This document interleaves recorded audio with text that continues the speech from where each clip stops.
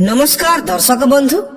मनीष तार बुद्धि पाई ही जीव जगत रे श्रेष्ठ स्थान हासिल करिछि।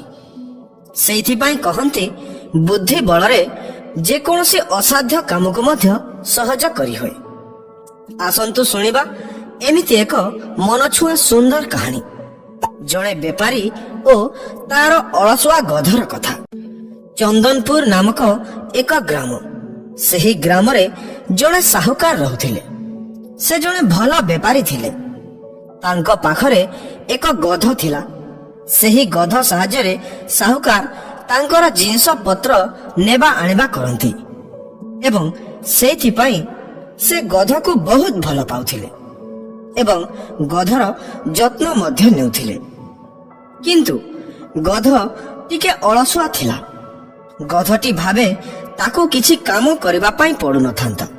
से खाली घरे रही खाइबा पीबा करी आराम रे सोई थांता। साहुकारन को मध्य एक कथा जणा थिला। हेले साहू बाबू कोन करिवे?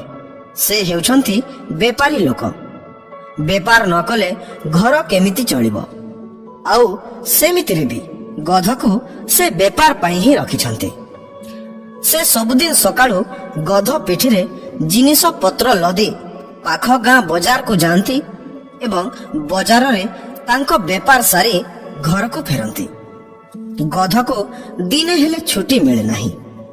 दिने साहुकारंक जणे सांग साहू बाबूंको परामर्श देले जे एथरा बाजार रे लुण बेपार करो, कारण एबे बाजार रे लुण कम पडुछि।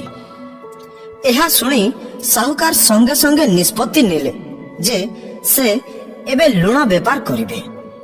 से किछि लुण बस्ता गध पिठिरे लदी बाजार को बाहरी गले। बाजार को जीवाकू हेले गोटे नदी पारी हेई जीवाकू पड़ी थाए। प्रथम दिन लुण बेपार रु साहुकारन को प्रचुर लाभ मिलिला। लाभ देखि साहुकार सबुदिन लुण बेपार करबा पई चाहिए। परदिन पुणी थरे गध पिठिरे लुण बस्ता लदी बेपारी घरु बाहरी गले। किंतु एथर नदी पार करिबा समय गधर गोड़ खसी गला। गोड़ खसी जिबारु अधा लुण पानी रे मिसी भासी गला। फलरे गध पिठिर ओजन कमी गला। ताकू चालिबाकू मध्य सहज हैला। एहा देखि गध बहुत खुशी। एहा परे गध सबुदिन जानी सुनी नदी रे खसी पड़े ओ अधा लुण पानी रे बही जाए। एहा द्वारा गध को तो बहुत आनंद आसे, हेले साहुकारन को बहुत क्षति हेबाकू लागे।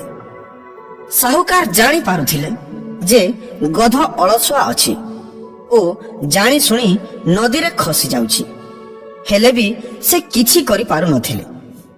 साहुकार दिने तांको सांग को एसबु कथा कहिले जे गधटी अलसुआ थिबारु से सबुदिन नदी रे खसी पडुछि। फलरे लुण पानी रे मिसी बही जाउछि एवं मोर अनेक क्षति घटुछि। तांकर सांग एसबु सुनी साहू बाबू को कहिले, तुमे किछि एमिति जिंस नियो जहा पानी रे पड़िले तार ओजन बढ़ी जिवो। एहा सुनी साहुकार भाबिले एमिति जिंस तो केवल तुला ही अटे। परदिन किछि तुला बस्ता गध पिठिरे लदिले। एथर गध जेमिति नदी रे खसिला, तुला गुड़िक पानी रे भिजी जाई तार ओजन अधिक बढ़ी गला। गध को चालिबाकू मध्य कष्ट हैला। गध भाबी पारिला नाही जे एमिति केमिति हैला। परदिन पुणी थरे एमिति हैला। बेपारी तुला बस्ता लदिथिबारु पानी रे खसिबारु गध पिठिरे ओजन बढ़ी गला। 2-3 दिन एमिति करिबा परे गध बुझीगला जे पानी रे खसिले आउ ओजन कमिबो नाही, बरम ओजन बढ़िबो। एहा परे गध आउ भूल रे भी नदी रे खसिला नाही एवं बेपारी आराम रे तार बेपार कले एवं खुशी रे तांकर जीवन अतिबाहित कले। बंधुगण, एही कहानी रो एहा जानिबा पाई मिलिला जे बुद्धि बल रे सबु समस्यार समाधान करि हेबो। सेथिपाई तरबर न होई भाबी चिंती जेकोसी असुविधार समाधान बाहर करंतु।